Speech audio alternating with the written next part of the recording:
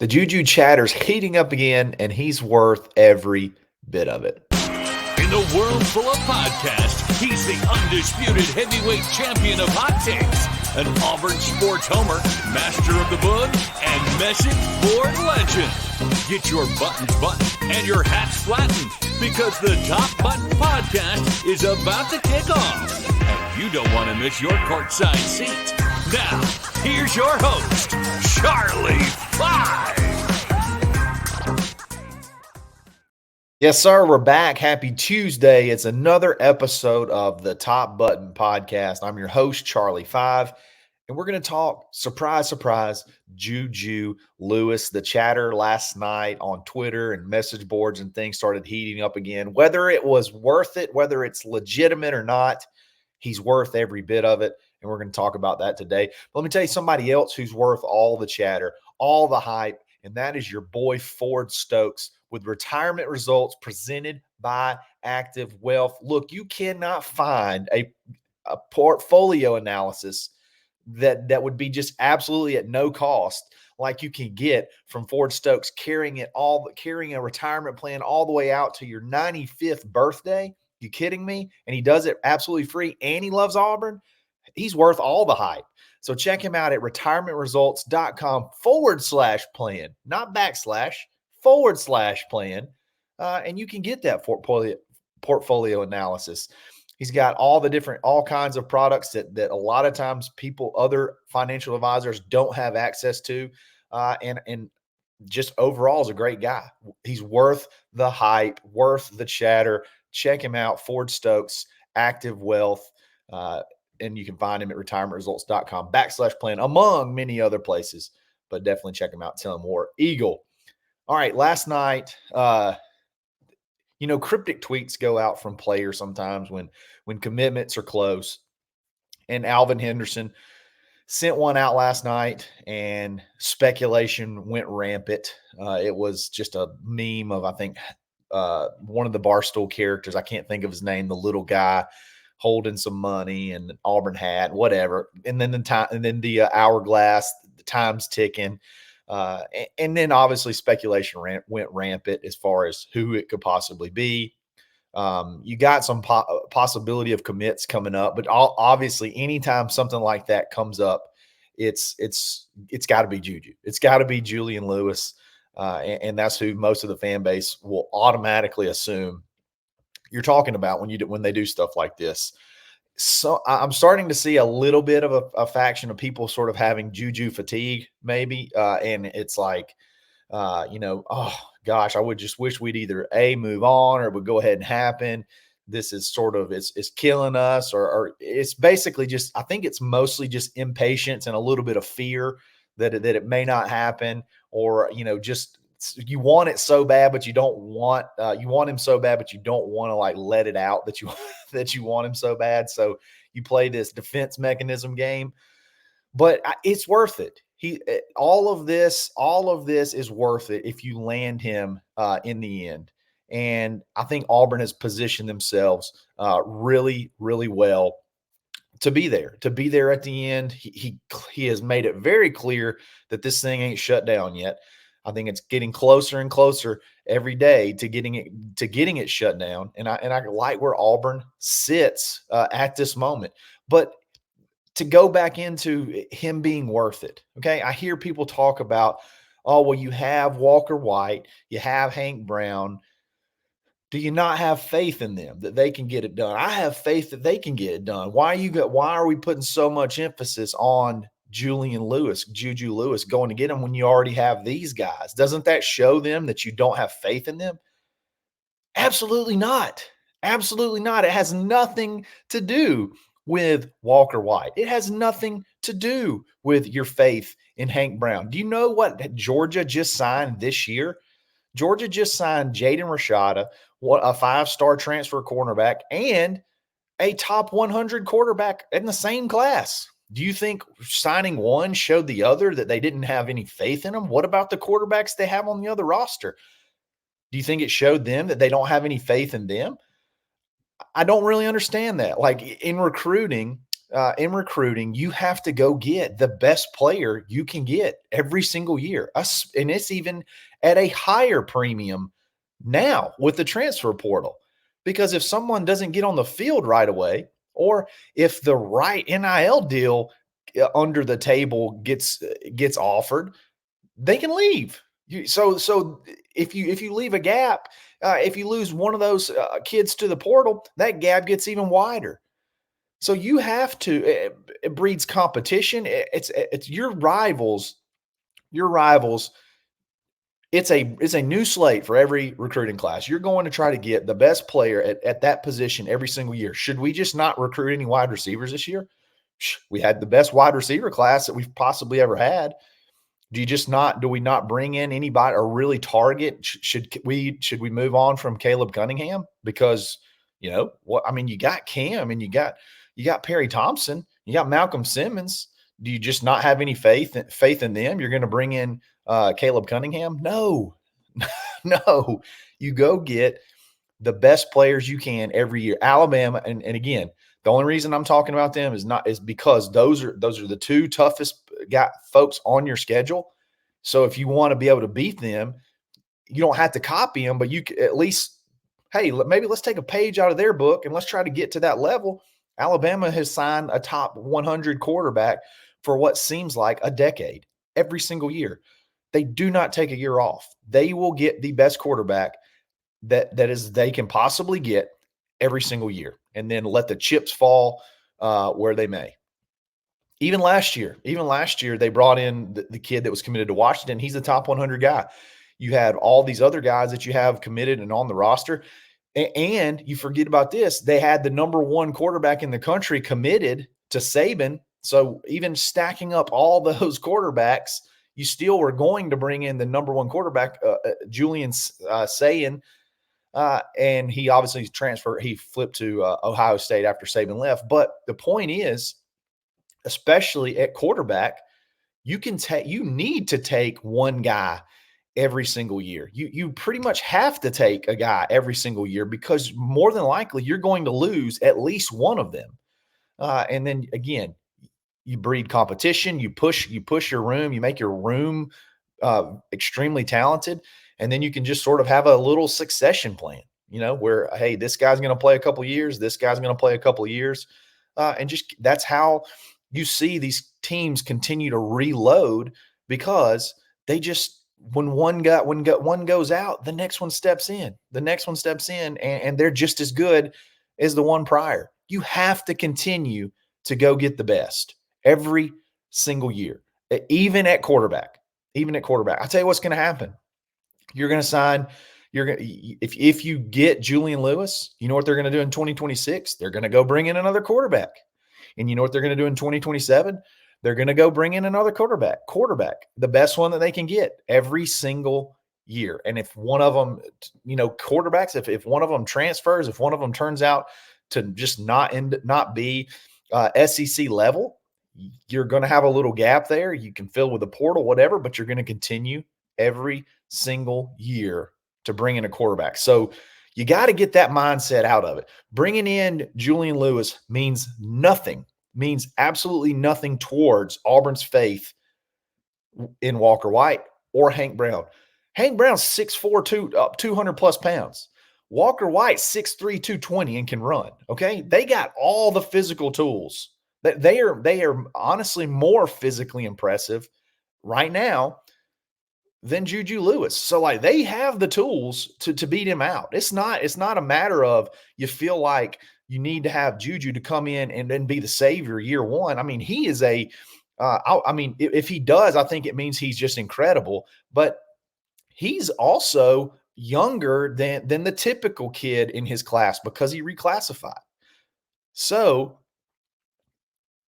thinking that kid is going to come in day one and just take over, and you're bringing him in to replace the guys up in front of him, I think is not very, if you're really thinking about the situation, I don't think it's very, it's not very accurate. And it's not like really, really thinking about how you build a college football roster.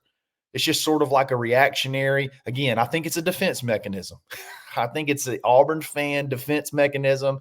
You're sort of trying to trick yourself into being okay if you were to lose Julian Lewis. Well, I wasn't crazy about him anyway, so that's why it didn't hurt me so bad, because I wasn't that, I believe in Walker White and I believe in Hank Brown.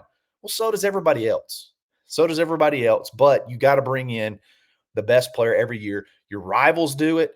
Everyone across the country does it. You don't ever really need to take a year off of quarterback. You just don't, unless maybe the talent pool is bad and you feel like you can put those funds elsewhere. But there's some really good quarterbacks in this class, with Julian obviously being the best of the bunch as far as, multiple ranking sites. As far as what multiple ranking sites say, he's the best player in the best quarterback in the class and the best player in the class on a couple of sites. So definitely worth going to get him. It doesn't mean anything towards your feelings of the quarterback room in general in 2025 and beyond. It means absolutely nothing. And there's a very good chance that Hank Brown or Walker White could beat him out in 2025 for the starting role. As a matter of fact, I would almost predict that would happen. I would predict that they would be ahead of him, and he would have to at least wait that 1 year and see what happens after that. So got to shake that. Got to shake that little mindset. You got to bring in the best player every single year. Another reason why it's worth it is the domino effect that could be caused by adding Julian Lewis to the class. Okay, what do I mean by that? A lot of kids are waiting to see where this kid goes. There is a ton of folks that are very influenced by playing with this kid. Okay, wide receivers, running backs, defensive players. There's guys that love this kid, that know that they feel like he's special and want to just be a part of the team that he's on. Okay, so that's another reason why he's worth this extra effort. He's worth waiting a little bit longer, being patient, because I'll tell you right now, you get Juju Lewis, you're getting Caleb Cunningham. Caleb Cunningham, two of the best friends I think he has had in this recruiting process is Alvin Henderson and Juju Lewis. So if you get Juju Lewis, now you got both of them. Caleb Cunningham pretty much would lock him up. You get Caleb Cunningham and you get Juju Lewis, you're looking at guys like Usman Kroma.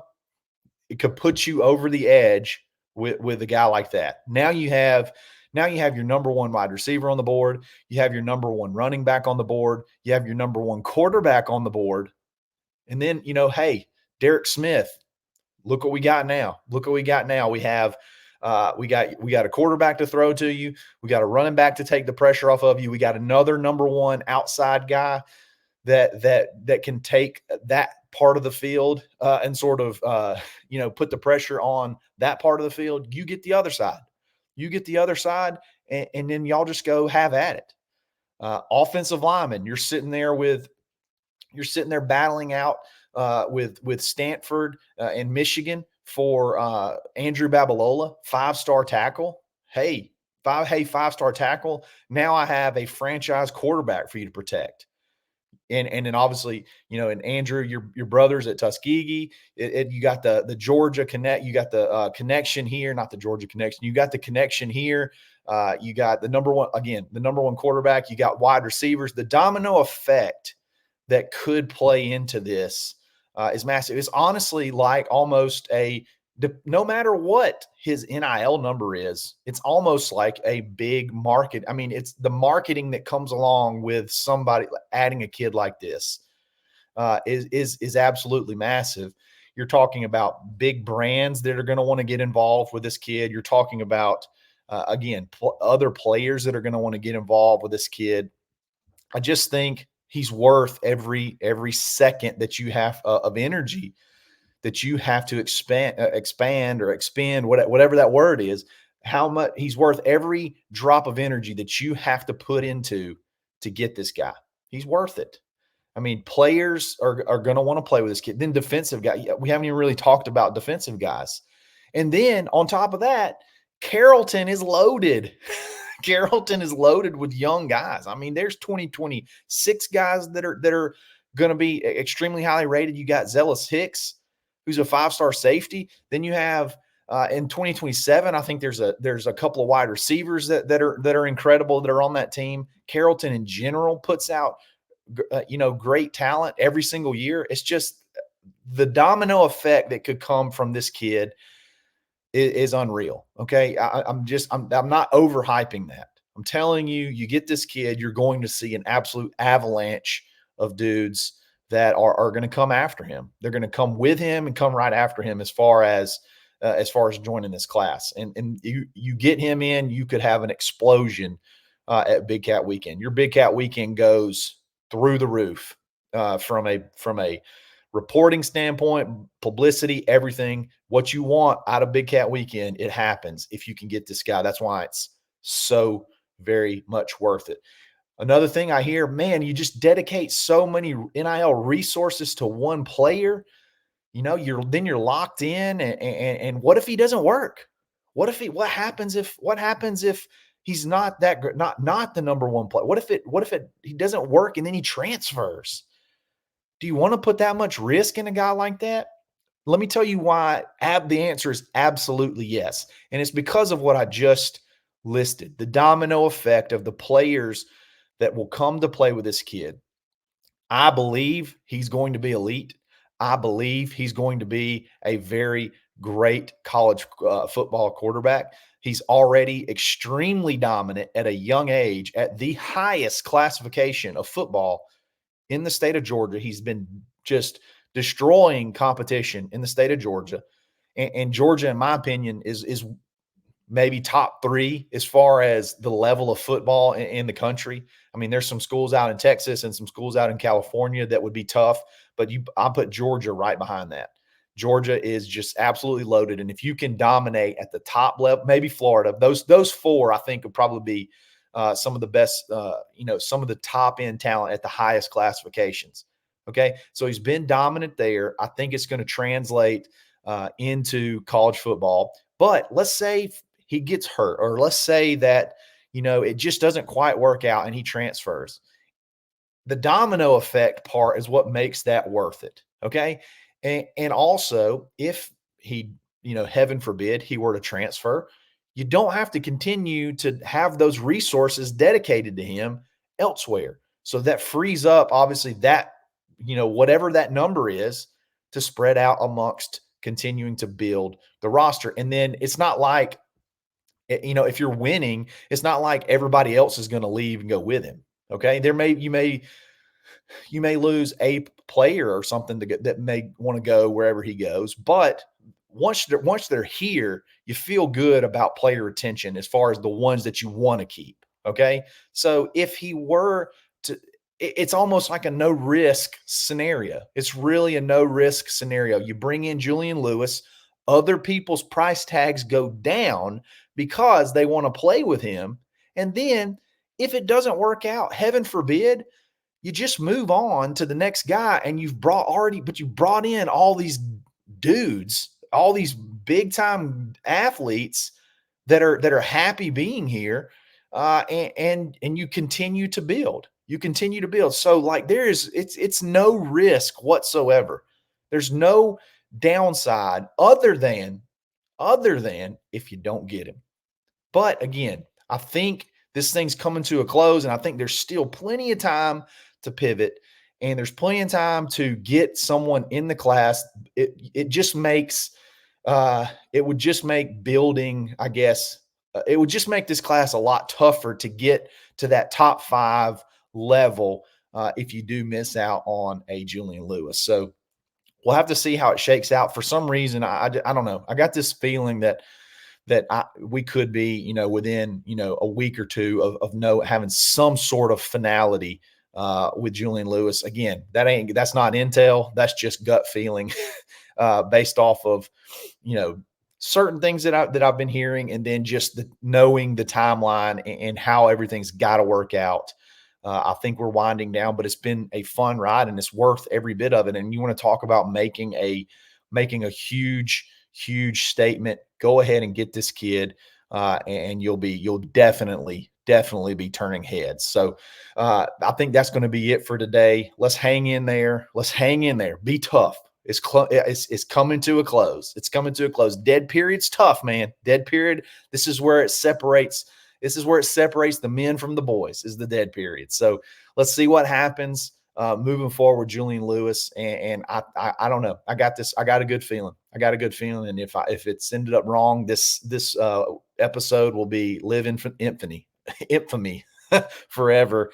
And the comments will be a lot of fun. But if you enjoyed this video, like it. If you like this channel, subscribe to it. Follow me on Twitter at @the_Charlie_5. And we're going to get back after it again tomorrow. We're going to be here for the 4th. We're going to be here for the day after the 4th. We're going to get after it. And I'm working on another cool guest that could be joining. So you'll have to stay tuned for that as well. Maybe he'll be here Friday. We'll see. But again, I really appreciate all the support. Appreciate all the listens, downloads, views, whatever. I enjoy chatting with you guys. So again, have a great day. We'll be back again tomorrow. It's another episode of the Top Button Podcast. Stay button. Thanks for listening, and drive home safely.